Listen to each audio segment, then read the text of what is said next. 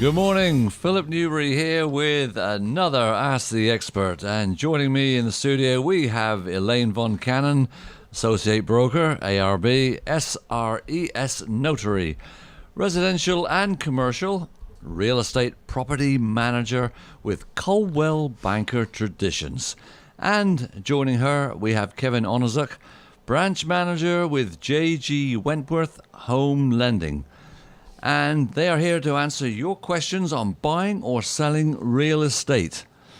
Good morning, Elaine, and good morning, Kevin. And what are we going to talk about today? Happy holidays to all. And happy holidays to you both.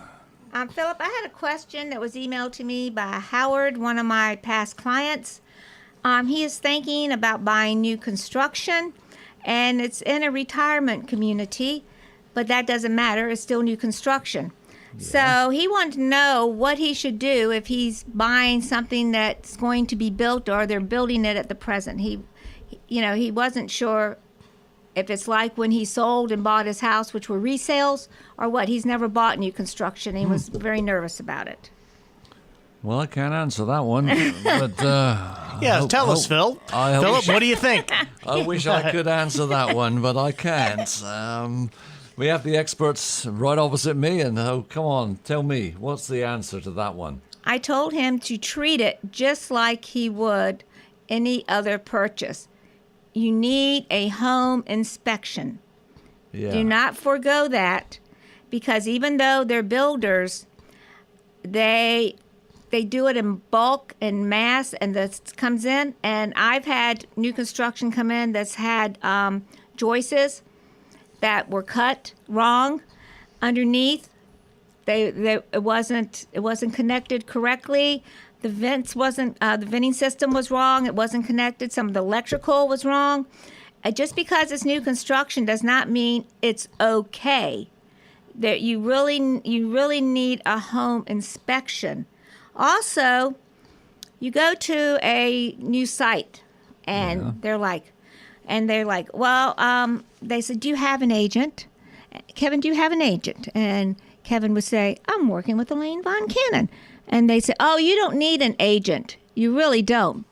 Well, let me tell you, the site, 90% of the site agents are not licensed realtors. If they are, they're licensed usually on some of the bigger ones that I know about. They usually are having to put on referral basis and are inactive. And just let them sit there. They work for the builder. Right. They do not work for you. They're not going to be in your best interest. The builders have it built in where they know that other agents are bringing clients. You're not going to get a cheaper deal by not using an agent. It's built in. The builder will get a better deal because he's got more profit margin. Yeah. But you're not going to see it. And they'll say, oh, well, we'll give you this upgrade. We'll give you that upgrade. That's automatically built in because they get them at a big discount price because they get in bulk. Okay? What they make their money on is, well, we'll give you all this if you use our title company and our lender. So what is that? That is the back end, and that is where it's padded. Yeah. That is where all the fees are padded. There's no such thing as a free lunch. My mama said that, and everybody will know it's true. There's no such thing as a free lunch. And if they tell you you're getting this free, you better run. You're not getting anything free. They are padding those costs on the back end.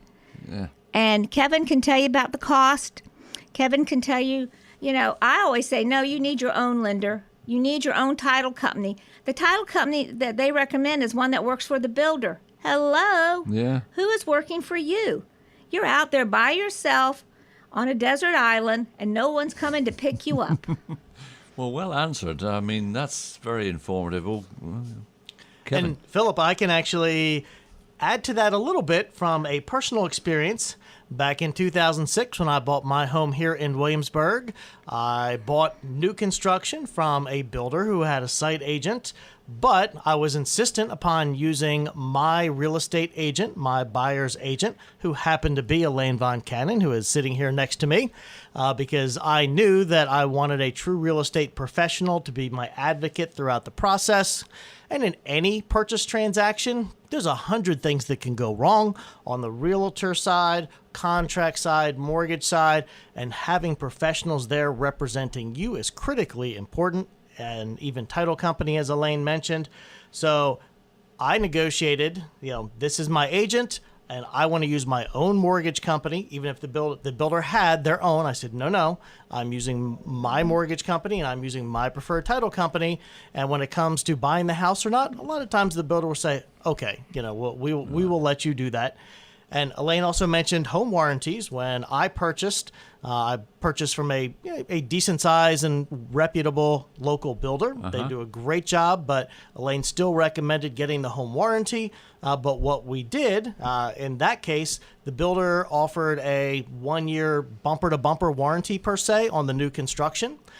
So I purchased the house, moved in, and at about month 11, I got my home warranty, or my home inspection. Yeah. About month 11, I got my home inspection. The home inspector came out after the house has had 11 months of use and wear and tear to see what's held up, what hasn't. So that was a unique twist on new construction, and that punch list per se from the home inspector basically became my list to the builder of things that I wanted addressed and taken care of from that 1 year everything is covered warranty. Well, that's... And another thing that happened when Kevin purchased his house, the foreman was there, and he kept telling me, oh, this is correct, that is correct. And I would say, no, it's not. So I made him meet me again, and my husband, who knows construction, gave me his halogen light. I hooked the halogen light up. My husband knows how to finish drywall. He don't do it now. He does irrigation, but I wanted him to, he said, honey, take the halogen. He says, he can't dispute you if you have a halogen on it. Yeah. I took his big commercial halogen light with me. I turned it on, and Kevin will tell you, there was like 3 or 4 different shades of paint. There was all kinds of drywall stuff that was not done right.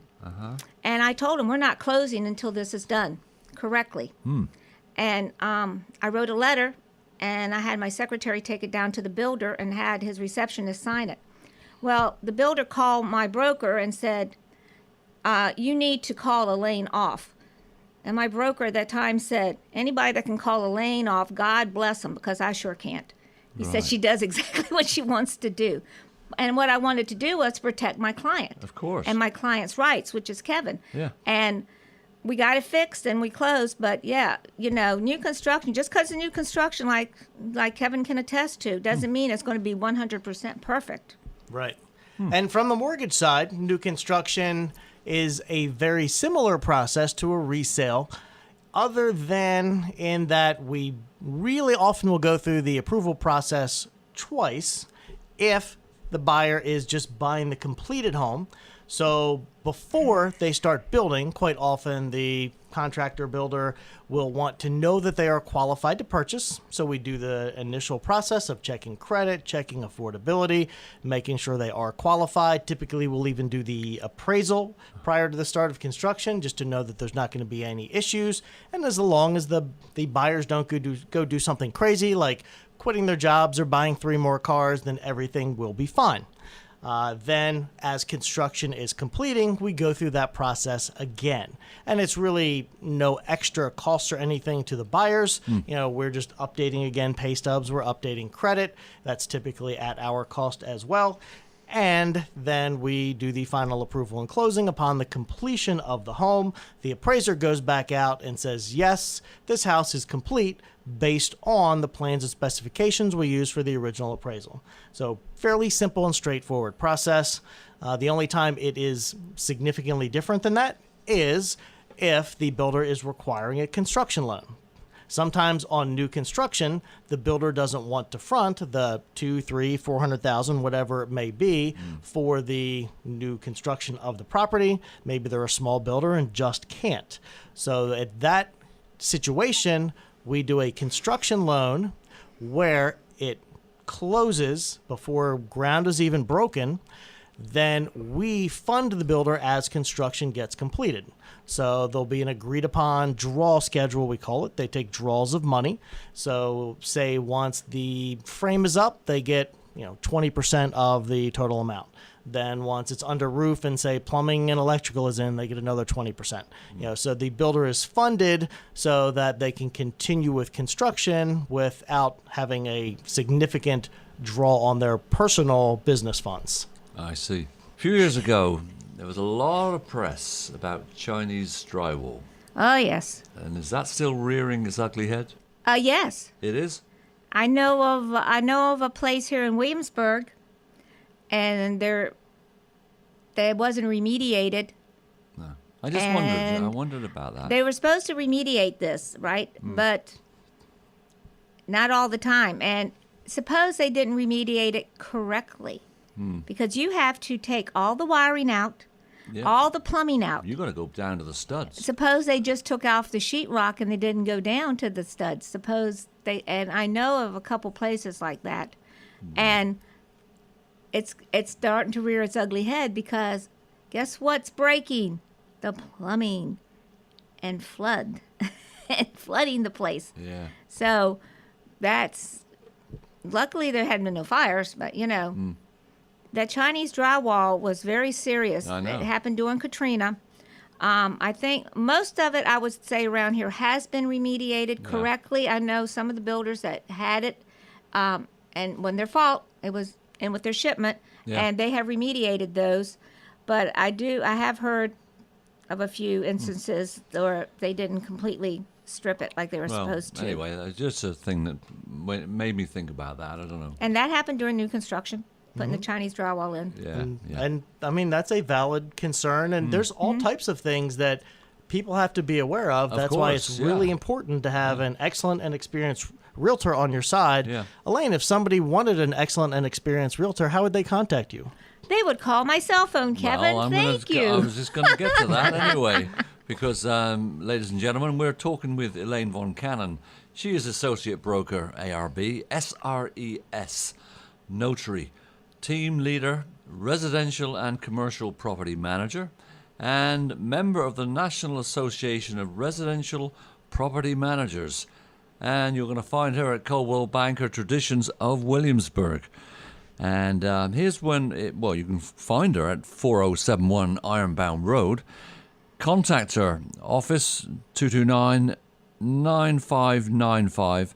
But if you want to contact Elaine direct, 288-4685 and VonCannon Real Estate VonCannon Real Estate at cox.net. And joining her, of course, is our good friend Kevin Onizuk. Close enough. Onizuk. Sorry. I'm sorry, Kevin. I've screwed it again. I get all kinds of mispronunciations and unique Kevin pronunciations, so Kevin works just fine. Kevin, he's the branch manager with JG Wentworth Home Lending Incorporated. And you're going to find him at 113 Bullifonts Boulevard, Suite C, Williamsburg. Now, here's a couple of numbers to catch him. 220-5491 or 645-8996. And, of course, those are both 757 numbers. And K Onizuk, so it's KONIZUK at jgwentworth.com. We have one more thing to go over, Philip. Yes. And it's with this new construction and with any loan. It's called the insurance, title insurance. And Kevin requires you to have title insurance or he will not give you his money. No. You will not get a key to that bank account, nothing, not a zilch. And if you buy it for yourself, that is up to you. But even with new construction, you might say, oh, well, I won't have to have buyer's insurance. It's new construction. Wrong. I mean, not title insurance, not buyer's insurance, title insurance. Wrong. Because suppose they bought a big tract of land farmland. We have a lot of that around James City County. Yes, we do. And they bought it. They did their coffers. They did everything. They're building. They're almost through. A little error pops up. Ding. That did not come up on the chain of title. Right. And proves that they're a little heir. And they deserve some of that money. The builder is, if you have already bought and the builder's almost out, you will have to come up with that portion of the money. Not your mortgage lender. You will have to come up with a portion of that money. Really? Yes. Or if you have title insurance, they will pay it. Uh-huh. But you're only issued this policy one time, so you better put it in a safe deposit box or somewhere where you can put your hands on it, because if you lose it, you're up the creek with no rowboat and no paddle. All right. If you need it. You may never need it, but it only takes that one time. Yeah, yeah. Just that one time. Now, Kevin, you can tell them about, on your perspective, about title insurance. Yeah, title insurance is required when you get a mortgage. We require lender's title insurance, but many people get title insurance as well, even if they pay cash. It's owner's title insurance. It protects your equity interest in the property. It's all done through the closing agent. So when you purchase a home, either for cash or getting a mortgage, you have a local title company, title and closing company do it, or a real estate attorney. They coordinate all of that with you. But the title insurance protects against any hidden liens and judgments. Some of them will even protect against survey issues, like if your neighbor's shed is built over into the property line or vice versa. So it's a reasonably priced insurance. It's one time. You pay it upfront at closing, and the owner's title lasts the entire time that you own the property. And from what real estate attorneys and title and closing companies tell me, you don't necessarily file claims very often, but when you do, they're very expensive. Yeah. Yeah. I'm sure they are. The smaller investment up front can give you a lot of peace of mind, and if something were to happen later, it could be very costly. Now, Kevin, if you refi and you didn't buy title insurance when you first purchased a house, when you refi, can a buyer get their title insurance then? Sure. Yeah, you can. When you refinance, we're going to do a new title search, which means we're going to send somebody to the courthouse. Technically, your real estate attorney or title and closing company will do all of this. It is not the mortgage company, but they will send someone to the courthouse, verify your ownership, look for any liens, judgments, mortgages, etc. And at that point, if you have an existing owner's title policy, you give that to the real estate attorney or title and closing company, and they'll reissue the lender's title insurance to protect my new mortgage. If you do say you paid cash and did not get any title insurance at that time, because you have a new title search, they know what's on the property and what isn't. You can obtain title insurance at that time, and frankly, you can get it anytime you want. If you have a house free and clear that does not have any sort of title insurance on it, you can go to a local real estate attorney or title company and say, hey, I want a title insurance policy. They would have to go to the courthouse, do a search on the history of that property, and then issue a title insurance policy based on what they find. It's just, when you do it at the time of a purchase or refinance, we're doing the title search anyway, so that's when it's typically done. Well, Kevin, I have a question for you. A friend of mine said he had a mortgage that was 2.5%. He wanted to know if he could let a buyer assume this mortgage. Philip, are you assuming I know the answer to this? Ba-dum-bum. Haha. Yes. I'm assuming you will. I got a couple eye rolls from that one right here from in the studio. Assuming a mortgage is basically taking over someone's existing mortgage. So this would happen in a rising rate scenario. So let's say you locked in your mortgage at 3%. So around the best mortgage rate time frame, it was reasonable to get a 3% mortgage. Some people really got lucky and locked in the twos, but let's say you have a 3% on your mortgage. Then you go to sell the home at some point in the future. Rates are rising. They're continuing to rise. The Federal Reserve just announced another rate hike, which doesn't directly increase mortgage rates, but indirectly it does have an impact. So rates are going to a more traditional level. We're already comfortably in the fours, generally upper fours in most cases. We're probably going to end up in the fives in 2019.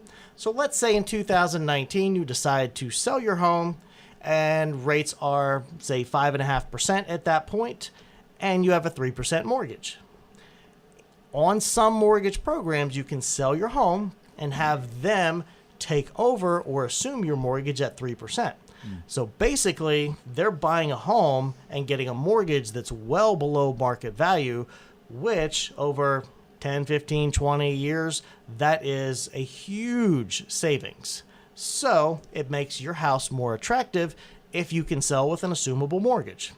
Now, it depends on a lot of factors. Number one, the type of mortgage. On a traditional conventional mortgage, Fannie Mae, Freddie Mac, those typically are not assumable. VA mortgages, Veterans Administration, so if someone is a veteran and purchase using their VA, those generally are assumable mortgages. Even if you're not a veteran, right, Kevin? That is not right. Okay. On a VA mortgage, another veteran assumes your mortgage. Okay. And they substitute their VA eligibility for yours. So it has to be another veteran so they can put your eligibility, your VA eligibility is what allows you to do a VA mortgage. It's the VA's guarantee of the loan. So they substitute theirs for yours, so you will get yours back and can move on. Then they basically take over your mortgage. And one thing that's very important we tell everybody is to make sure you do it the right way using a real estate attorney, and that they are substituted as the mortgagor, so they are responsible for that mortgage now, and that you get a release of liability for that mortgage. With a VA mortgage in the old days, in the old rules, when someone assumed your mortgage, you were still responsible for it. So if they did not make the payments, the late payments would show on your credit. If it foreclosed, it would go against you. So you were still responsible to make sure it was paid on time, but they had assumed it, so you often couldn't see if they were paying on time until you started getting, delinquency notices, or you get notice of a sheriff's sale.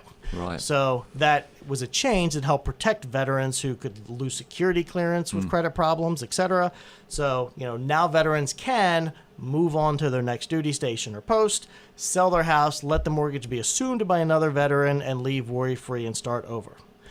FHA mortgages, another very common mortgage type, especially with first-time home buyers. In many cases, those can be assumable as well.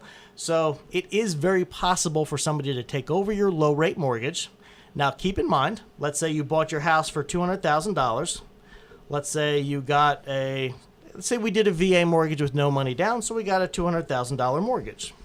And let's say maybe you've paid down $20,000, so you owe $180,000. Mm-hmm.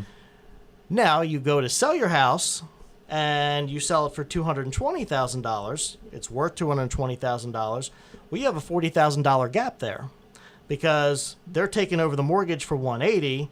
It's worth $220,000. So in that case, there has to be some sort of makeup for that. So that can be a problem or a sticking point in doing an assumption, because if there's some equity in there that the seller wants to walk away with, which of course they would, then the buyer can take over that mortgage, but then they're going to have to pay the difference somehow. I so, see. In that case, they would have to put $40,000 cash out of pocket to Right. get that mortgage, which, many buyers can do that and would do that. But, and back in the day, also in the olden days of lending, you could do secondary financing, a second mortgage, but those are really tough to come by in that type of a transaction these days. So doing an assumption is very possible. Depending upon the mortgage type that you have, it can make your property that you're selling very marketable if you have a good low fixed rate on that mortgage. You just have to check into it. Give me a call, give Elaine a call your mortgage company, call a real estate attorney. There's lots of experts out there that can help you, and whatever real estate agent, hopefully it's Elaine, that you are looking at to list and sell your property has some knowledge on assumptions and can kind of guide you, given the mortgage type. Do you have an opportunity to market this with an assumable mortgage, which can help you sell your house faster? Is there a number of times you can Thank assume you. it? Is there That's a limit? interesting. to how many times a mortgage can be assumed? That's a great question. I've actually never had that question before. I would not believe there would be a limit on assumption. If it is assumed, then it's a new existing mortgage, and the terms of that mortgage would continue on. So, no, I don't have any knowledge of a limit on assumptions. I hadn't heard of one, but I just want to see if you had. Elaine, here's a question for you. Oh, Lord. Well, the end of the year. We're almost there. It's almost the end of the year. How is the market looking? Oh, okay. I thought you were going to ask me to sing. I can't help you there. No, I wouldn't do that. All right. And Kevin, I'm going to also have you answer that question from the mortgage aspect. Right now, the market around here is flat. But I had two different bankers telling me a flat market is a good market. They would rather have it flat than going down. Right. So it is flat right now. I'm hoping that it's going to start picking up, because I did notice this past week we've had a lot of pickup in showings. And I think Kevin's had some more activity this week, too. But I did talk to some other, we had our company meeting. My broker owner did say that, I was right when I asked him about it. The market is flat right now. Yeah. But it's funny. It's tied to the stock market. Well, it's the tied stock market hasn't to been the doing weather. very well lately. Yes, and then the weather. You have the hasn't weather been we've very had good really either. bad, and so all of that has, and then people just being nervous. Yeah, and I would agree. And in general, I think 2018 has been a very good year. The last, few months, the fall has been a little more quiet. Since Thanksgiving, I've gotten very busy again. But honestly, if I'm an individual, it doesn't matter what the market is doing. If I have a house to sell or I have a house to buy, it matters what my house is worth. Can I market it well and make it something that's going to be attractive to a buyer? If a house is priced right, it will sell. And if you are a buyer, there is inventory again. A problem we had earlier in 2018 is we had qualified buyers, but there was nothing to buy. Yeah. So being a little more flat is probably a little more healthy. So now's a great time to buy and sell. Exactly. Well, thank you. Well, I want to thank Elaine and Kevin for another Ask the Expert. And I hope this has been a help to our listeners. And be sure to keep your radio tuned to FM 93.5 The Berg and WMBG AM 740. And you're going to find out when the next Ask the Expert will be broadcast. So till next time, I want to wish you a very happy Christmas and have yourself a wonderful day. And now back to our regular programming. Cheers.